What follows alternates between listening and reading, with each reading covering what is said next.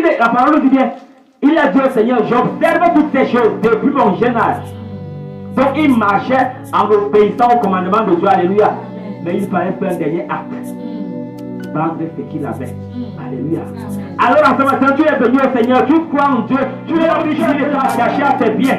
Il avait beaucoup de richesses, il était attaché à ça, malgré qu'il obéissait à la parole de Dieu. Parce que tu n'obéissais pas, le Seigneur allait dire que non, je n'obéis pas, alléluia. Mais parce que nous savons que Jésus-Christ est le prophète des prophètes, alléluia. Lorsqu'il a dit, j'obéis à cette chose depuis mon jeune âge, il n'a pas dit le contraire.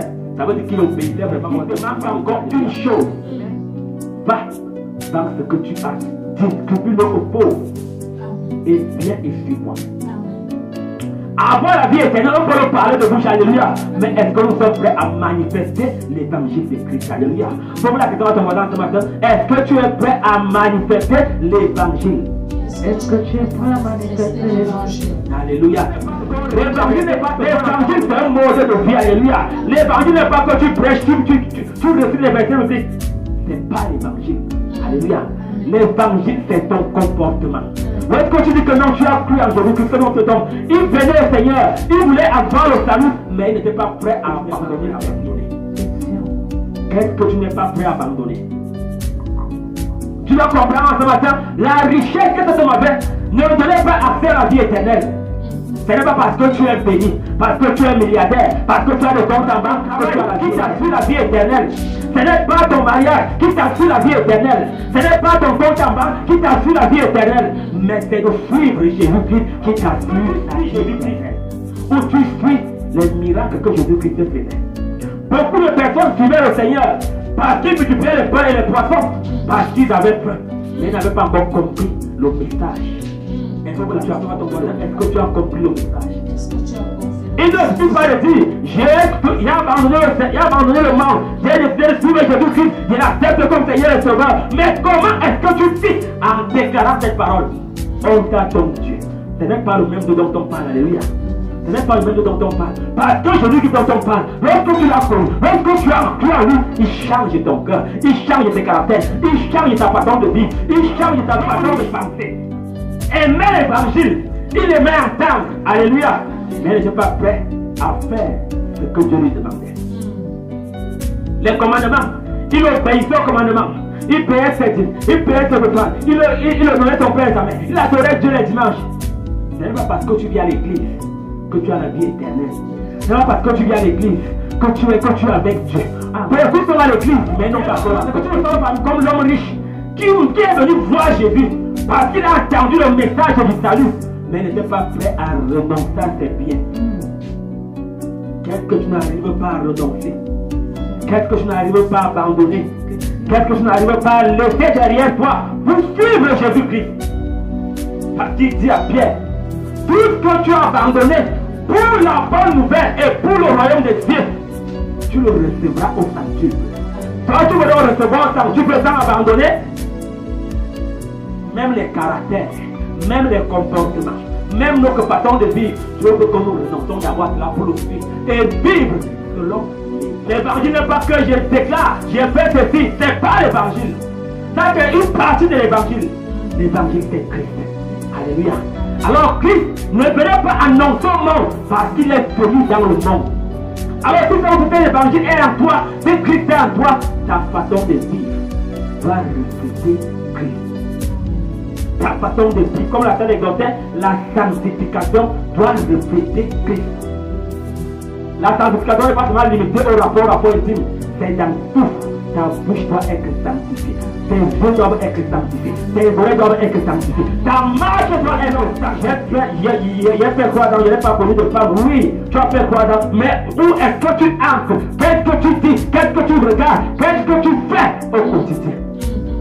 Il ne suffit pas de dire, j'ai vu la sanctification pendant 3 ans, sans connaître le femme, sans connaître l'homme, mais derrière, comment est-ce que tu vis? Tu racontes. Qu'est-ce que tu oreilles écoutent? En tant que celui-là qui reçoit l'évangile, qui porte l'évangile. C'est pour cela que parfois, beaucoup sont dans les églises, ils se contentent de réciter les versets bibliques, alléluia, mais ne regardent pas leur vie. Avec Christ, on ne récite pas les versets, alléluia, on vit les versets. Tu ne dois pas te limiter à rester les versets, mais tu dois vivre ces versets. Tu peux dire à quelqu'un, peu importe, c'est toi. Non, vraiment, la parole nous dit, mais quand c'est ton tour, tu comprends que les versets que tu récitais au voisin ne sont pas faciles. Alléluia. Le Seigneur veut que chacun de nous bien-aimés, lorsque tu donnes un verset à quelqu'un, alléluia, que tu aies compris que toi-même tu as. Alors quand tu dis non, frère, le Seigneur va te bénir, attends, patient. Est-ce que toi-même tu es patient? L'homme riche cherche à avoir le salut. Tu peux chercher à avoir quelque chose avec Dieu. Tu dis, j'ai obéi, j'ai fait, j'ai fait ceci, j'ai obéi. Mais est-ce que tu as obéi à la recommandation? À moitié n'est pas obéi, alléluia. Il y a donc certains actes qu'on commence bien à faire. On a la volonté, mais une petite chose nous bloque. L'homme riche, il voulait bien avoir le salut, il voulait bien avoir la vie éternelle. Il marchait avec le Seigneur. Mais lorsqu'on lui a dit, va vendre ce que tu as, il a regardé ses voitures, regardé ses maisons, regardé tout ce qu'il a, vendre tout ça pour quelque chose qu'il n'a même pas encore vu. La foi bien-aimée, c'est commencer à faire soirée sans boire. Alléluia. Lorsque le Seigneur déclare par la parole de serviteur, tu vas te marier, commence à danser, va dans les boutiques, renseigne-toi pour les robes de mariage. Alléluia. L'enfant de Dieu vit par la foi. Amen. L'enfant de Dieu vit par la foi. N'attends pas que non, l'homme va arriver, on va faire le tour que pour on va. Ah, commence à vivre par la foi et tu verras cela se manifester. Amen. L'homme riche voulait le salut, mais il n'était pas prêt à obéir à cette recommandation. Pour lui, c'était difficile. Alléluia. Amen. Le Seigneur peut te dire, voilà ce que je veux faire avec toi. Mais laisse le vin. Alléluia. Laisse le vin.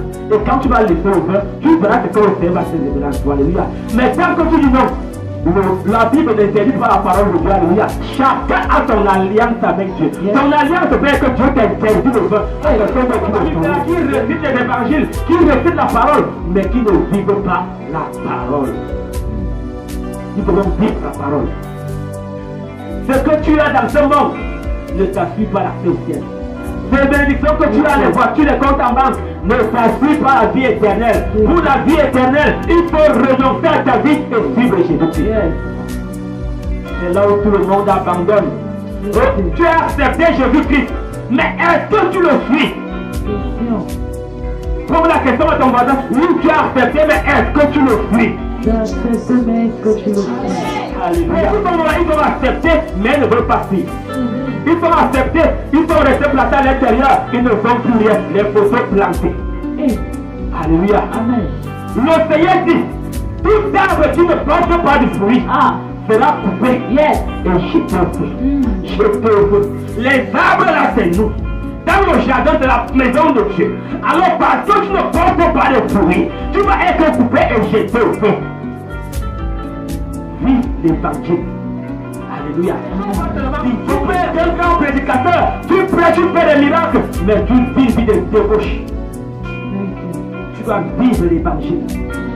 Dis à ton voisin ce matin, nous devons vivre l'évangile. Nous devons vivre l'évangile. Alors parce que maintenant nous ne vivons plus l'évangile, on a compris plus de miracles, on a compris plus de signes et de prodiges, parce que l'évangile n'est pas en nous. L'évangile, nous l'avons entendu, c'est sorti de l'autre côté. Tu dois vivre ce que tu dis. Alléluia. Tu dois vivre ce que tu enseignes au peuple. N'enseigne pas autre chose et vivre autre chose. Il y a un problème. Alors il y a des frères, il y a des sœurs dans mon assemblée qui sont prêts à donner un verset de Dieu. Alléluia. Mais quand tu regardes sa vie, tu poses la question, c'est quel Dieu dont tu me parles. Que ce ne soit pas ton passage au nom de Jésus. Que ce ne soit pas ton passage au nom de Jésus. Beaucoup ont des versets bibliques, ce sont des dictionnaires, des versets bibliques. Dans chaque situation, il va te sortir un verset. Alléluia. Mais quand tu regardes sa vie, te poses la question, est-ce que cet homme a connu Christ? Est-ce que cet homme a connu Christ? Elle a accepté, alléluia, mais elle ne l'a pas connu. Accepter et connaître, c'est différent. Tu peux accepter quelqu'un sans le connaître. Alléluia. Parce que vous connaissez quelqu'un, il faut entrer en profondeur, il faut entrer dans son intimité. Tu ne peux pas entrer dans l'intimité de Jésus-Christ tant que tu vis une vie de pécheur. Dis à ton voisin, mais non, c'est que tu as entendu. Alléluia. Le péché, c'est dans ce que tu as regardé. Le péché, c'est dans ce que tu as dit. Alléluia. On pêche même dans ce qu'on a pensé. On pêche en pensée. Alors ne soyons pas compétents. Il y a des choses à nous que le Seigneur veut que nous abandonnons. Il nous a dit, mais nous n'arrivons pas à abandonner. Nous allons être coupés comme ces arbres qui le portent dans sa vie. Et faites confiance à Jésus-Christ. Lorsque le Seigneur appelait Abraham, Abraham n'avait encore rien vu. Il dit, Dieu a dit, va dans le pays où je te manquerai. On ne l'avait même pas encore montré. Alléluia. Mais il espérait. Il avait confiance. Il avait la foi que Dieu a dit et il va faire. Alors, quelquefois, ce qu'il y avait en chemin, il obéissait à Dieu. Alléluia. À quel point est-ce que tu es prêt à obéir à Dieu? Tu vas obéir.